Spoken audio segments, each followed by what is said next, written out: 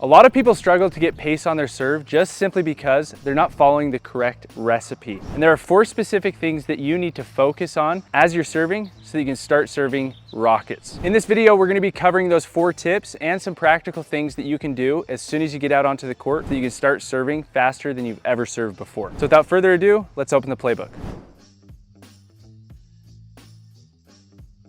Okay, step number 1, no pun intended, is to actually step into your serve. So players like Tyson McGuffin and Jaume Martinez-Vick will actually step into their serve prior to making contact. Another good example is Mary Brasha will do this part of the time, but she does the Happy Gilmore serve. So she'll actually build momentum into the serve. And there's a couple of reasons that she does that. The first is that you're gonna get more pace on your serve. It's not gonna be a ton of pace, but you're gonna get more pace, so why not do it? And the second is it's a routine that you follow every single time. So it'll help you be more consistent so that when you get into a tournament, you won't get the yips. So someone like Tyson McGuffin has his initial serve ritual that he does, and this helps him with that consistency. If you don't have something that you do prior, you're gonna be changing up your serve slightly every single time. So you're gonna miss out on consistency, you're gonna miss out on spin, you're gonna miss out on pace. So you wanna have a specific ritual that feels comfortable to you that you do every single time. So Jaume Martinez-Vick, this is what he does.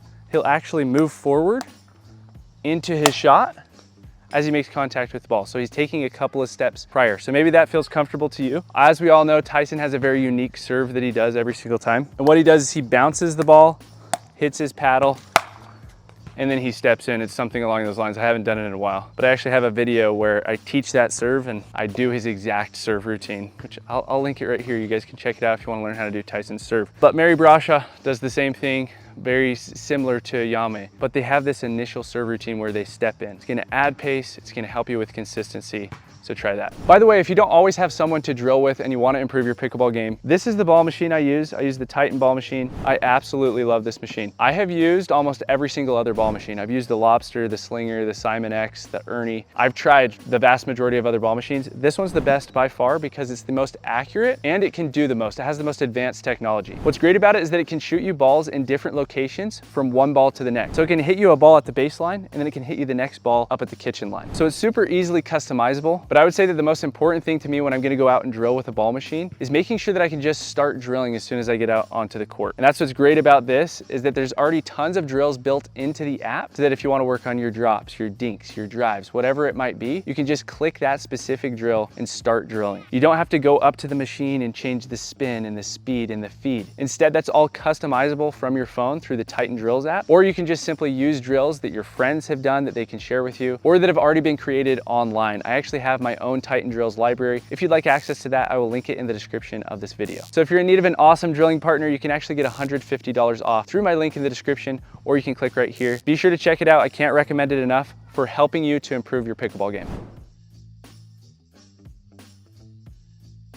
Step number 2 is to relax your arm as you're making contact with the ball. So something I like to do is think noodle to myself, because if our arm is relaxed, we're gonna get more pace. A lot of players wanna get more pace on their serve, and so they become really stiff to hit it at 100%, to hit it as hard as they can. So it's not that you don't wanna hit it hard or think hard, but if you think noodle as you're making contact with the ball, that'll help you to relax that arm like a spaghetti noodle, and that will automatically translate to you having a faster serve. So literally as I make contact, I'm thinking of that noodle. I think noodle as I make contact with the serve. That helps me to relax that arm. Now, if you ever try to hit your serve at 100% power, you're not gonna get as much power on your serve as if you hit it at about 80, 85, 90%. Because when you go down in how hard you're trying to hit the ball, that helps you to relax a little bit more. It's the same exact thing with tennis, it's the same exact thing with baseball. If they wanna throw that ball extremely hard, they're gonna relax that arm. So literally think to yourself, noodle, as you're making contact with the ball. That'll help you to relax that. The last thing to think about is a whip. A whip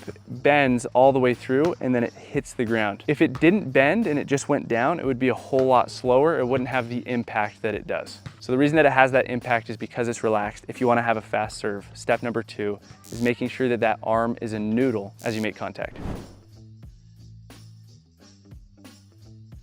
Step number 3 is to actually jump after you make contact with the ball. This will add the most amount of power possible when you actually jump after contact. So a rule with the serve is that you have to have one foot planted at the point of contact. And the great thing about that is you can cut that as close as you want. And you want to cut it as close as you want because the closer you can get to actually jumping at contact, the faster your serve is going to be. And so what that looks like, you can do that with a closed stance where your feet are closed towards this court, or you can do that with an open stance. Tyson McGuffin does an open stance, has one of the fastest serves. Someone like James Ignatowicz has a closed stance, and then he jumps into his serve. Remember, the jump has to take place after contact. But to show you, this is what like James Ignatowicz's would look like. He's finishing in the court, and then he's recovering back out of the court. Always want to recover back out of the court after you make contact with the ball, just in case that return lands near the baseline. Because if you're standing in here and the return lands near the baseline, you're already losing the point. So make sure that you always make that step back. So what that looks like is this.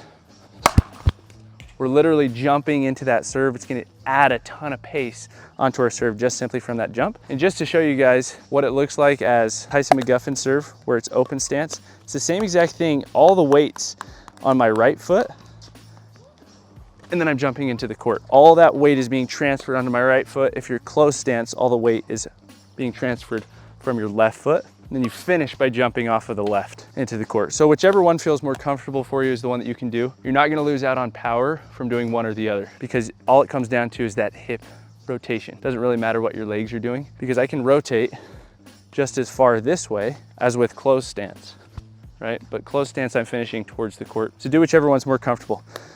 But this is what open stance looks like. I'm in this position, and then I'm jumping into the court. I've had a lot of practice doing both. I actually prefer to do closed stance when I'm on this side of the court, serving to the other odd side or the left side. And the reason for that is because it helps me to be able to point my hip towards where I want to go. Whereas if I have an open stance, it's a whole lot harder to get it in that direction, to get it way over there. So I prefer closed because where that hip is going is where the ball is going to go. And then if I'm on this side of the court, I prefer open because now my hip is actually pointing way over here, and I can crack the ball on this side of my body and still get it way over in that direction. So I'll typically serve with both, just depending. I think it's good to be able to serve with both so that you have them both in your arsenal. But that's what makes most sense for me for getting the ball to go where I want it to go. So remember, we're jumping after contact. One foot has to be on the ground at contact. After that, you're good to go. Let me know if you have any questions about that below.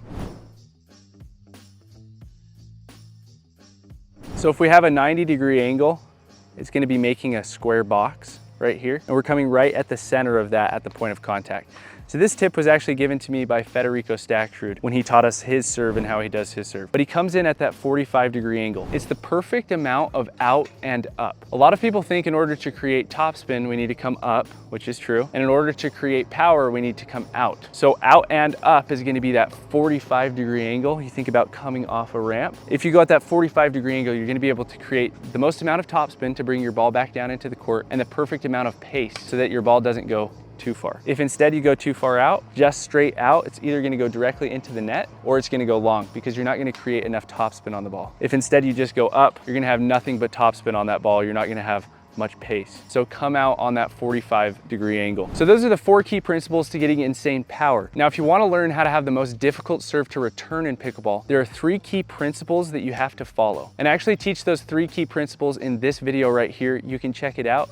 And in that video, you'll also learn the technique behind the serve. If the video is not showing up here, go to the link at the top of the description of this video. You can click it and I will see you over there.